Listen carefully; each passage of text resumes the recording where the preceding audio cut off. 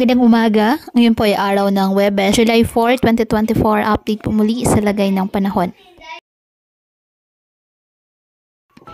Ayon po sa Pag-asa, Intertropical Convergence Zone or ITCZ nakakaapekto sa Palawan at Southern Mindanao. Easterlies naman umainit na hangin galing sa Dagat Pasipiko ang nakakaapekto naman sa eastern section ng ating bansa. Samantala, wala pong bagyo o low pressure area na minomonitor sa loob at labas ng ating Philippine Area of Responsibility na maaaring makapekto sa ating bansa. Ngayong araw, patuloy po na magdadala ng maulap na kalangitan na may kalat-kalat na pag-ulan at thunderstorms sa Zamboanga Peninsula, Sarangani, Sultan Kudarat, Basilan, Sulu, Tawi-Tawi at Palawan ang ITCZ. Apektado naman ang easterlies ang Eastern Visayas, Bicol Region, Quezon at Aurora.